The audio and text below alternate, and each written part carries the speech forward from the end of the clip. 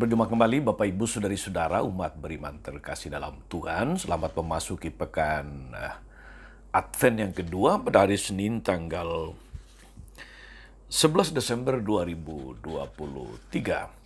Saya mengajak kita hari ini untuk merenungkan kutipan Injil Lukas bab 5 ayat 17 sampai 26. Kita mendengarkan sabda Tuhan. Dalam nama Bapa dan Putra dan Roh Kudus. Amin. Pada suatu hari ketika Yesus sedang mengajar, ada beberapa orang Farisi dan ahli Taurat duduk mendengarkannya. Mereka datang dari semua desa di Galilea dan Yudea dan dari Yerusalem. Kuasa Tuhan menyertai Yesus sehingga ia dapat menyembuhkan orang sakit. Maka datanglah beberapa orang mengusung seorang lumpuh di atas tempat tidur. Mereka berusaha membawa dia masuk dan meletakkannya di hadapan Yesus. Tapi karena banyaknya orang di situ, mereka tidak dapat membawa masuk. Maka mereka naik ke atas rumah dan membongkar atap itu. Kemudian mereka menurunkan si lumpuh ke tengah-tengah orang banyak tepat di depan Yesus. Ketika Yesus melihat iman mereka, berkatalah ia, "Hai saudara, dosamu sudah diampuni."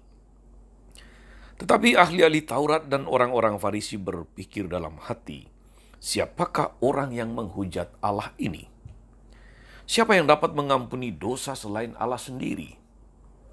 Akan tetapi Yesus mengetahui pikiran mereka, lalu ia berkata kepada mereka, "Apa yang kalian pikirkan dalam hatimu? Manakah lebih mudah mengatakan, 'Dosamu sudah diampuni,' atau mengatakan, 'Bangunlah dan berjalanlah'? Tetapi supaya kalian tahu bahwa di dunia ini Anak Manusia berkuasa mengampuni dosa." Lalu Yesus berkata kepada si lumpuh, "Aku berkata kepadamu, bangunlah, angkatlah tempat tidurmu dan pulanglah ke rumah." Seketika itu juga bangunlah orang itu di depan mereka, lalu mengangkat tempat tidurnya dan pulang ke rumahnya sambil memuliakan Allah. Semua orang takjub lalu memuliakan Allah. Mereka amat takut dan berkata, "Hari ini kita telah menyaksikan hal-hal yang sangat menakjubkan." Demikianlah sabda Tuhan. Bapak Ibu Saudari-saudara, umat beriman terkasih dalam Tuhan kita Yesus Kristus. Tema belas kasih Tuhan yang tidak mengenal batas itu seakan tidak pernah habis untuk dibicarakan. Dan faktanya memang demikian.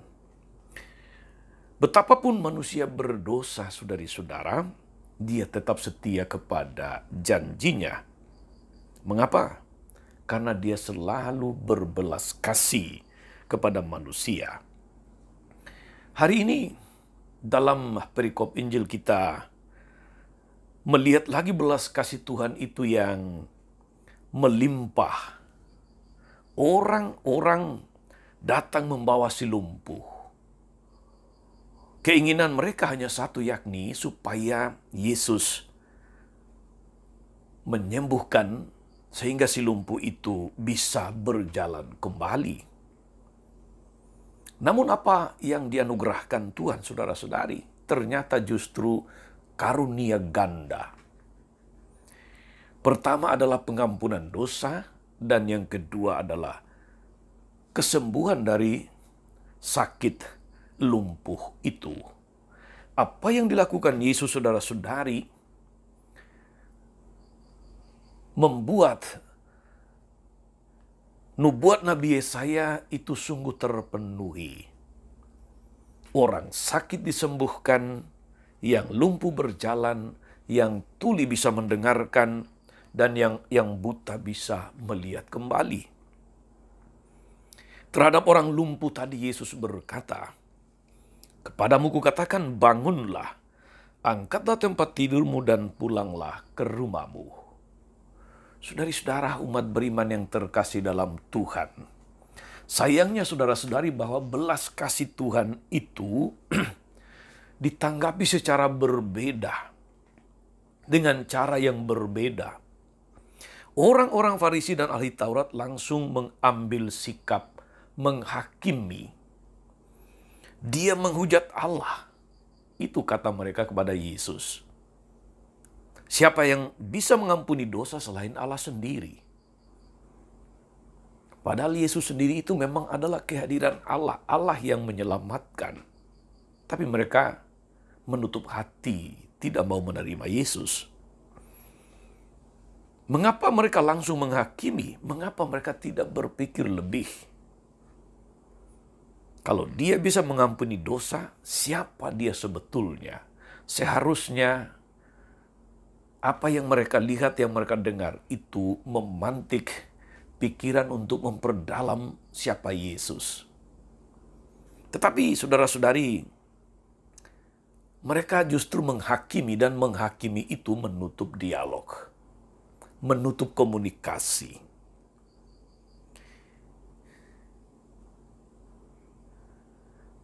Melihat lebih dalam akan membuka dialog.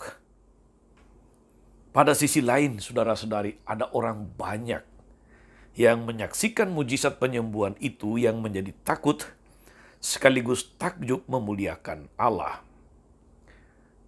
Di sini, pada mereka, pada orang banyak itu, keterbukaan pada kebenaran baru menjadi lebih kuat. Ada pintu menuju dialog iman. Saudari-saudara, umat beriman terkasih dalam Tuhan, kita bersyukur kepada Tuhan karena kita boleh mengalami aneka belas kasih Tuhan, mujizat Tuhan di dalam hidup kita, dalam keseharian kita. Pengalaman-pengalaman Alkitabiah yang kita baca, yang kita dengarkan, menjadi referensi bagi kita untuk mengukur kedalaman iman kita. Dari pengalaman itu, kita berlangkah lebih dalam, yakni mengasihi Tuhan yang telah lebih dahulu berbelas kasih kepada kita di dalam hidup ini. Kasih dibalas kasih akan mengantar kita kepada pengalaman personal dengan Tuhan. Namun titik awalnya memang saudari-saudara, kepercayaan bahwa belas kasih Tuhan itu nyata dan sungguh berdaya guna. Apa yang dapat kita sangkal saudara-saudari bahwa Tuhan begitu berbelas kasih dalam hidup ini? Banyak peristiwa kehidupan kita yang menghadirkan keagungan Allah. Ada penyembuhan yang dirasakan, dialami oleh orang sakit berkat iman kepada Yesus. Ada keselamatan dari kecelakaan lalu lintas yang mencekam. Ada pengalaman bebas dari kebakaran, luput dari kecelakaan pesawat, dan sebagainya. Pengalaman-pengalaman semacam ini, saudara-saudari, itu menambah iman kita. Membuat iman kita semakin diteguhkan kepada Yesus sebagai Sang Juru Selamat, Allah yang berbelas kasih, Dia yang kita nanti-nantikan kedatangannya.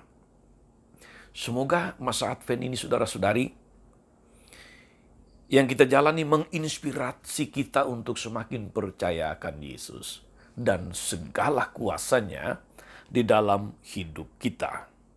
Allah menjadikan segala sesuatu mungkin bagi orang yang beriman. Selamat beraktivitas saudara-saudari. Rasakan kasih Tuhan di dalam setiap karya, pelayanan, aktivitasmu yang kadang-kadang terasa biasa, namun di sanalah Tuhan berkarya, memberkati, meneguhkan, dan melindungi kita sekalian. Tuhan Yesus memberkati. Amin. Tuhan Yesus Kristus, kami bersyukur karena Engkau menghadirkan wajah belas kasih Allah yang nyata dalam hidup kami, yang sakit disembuhkan, yang lumpuh berjalan, yang tuli mendengar, yang buta melihat, bahkan yang mati hidup kembali. Terima kasih Tuhan, akan belas kasih-Mu yang luar biasa dalam hidup kami, dan kuatkan kami, agar dalam setiap pengalaman sesederhana apapun, tetap mengagumi karya belas kasih-Mu dalam hidup kami. Semoga dengan demikian kami semakin percaya akan penyertaan-Mu yang tidak pernah berakhir. Penyertaan-Mu yang senantiasa meneguhkan kami. Semoga dengan demikian kami semakin memuji dan memuliakan nama-Mu sepanjang segala masa. Amin. Saudari-saudara sekalian, berkat Allah turun atas saudari-saudara, atas mereka yang kita doakan atau kita janjikan doa. Mereka yang sakit dan menderita, segala rencana, karya, dan pelayanan hari ini, Bapa dan Putra dan Roh Kudus. Amin. Tetap sehat, teruslah menjadi berkat. Jangan lupa like, subscribe, nyalakan lonceng notifikasinya. Salam 52, Tuhan memberkati.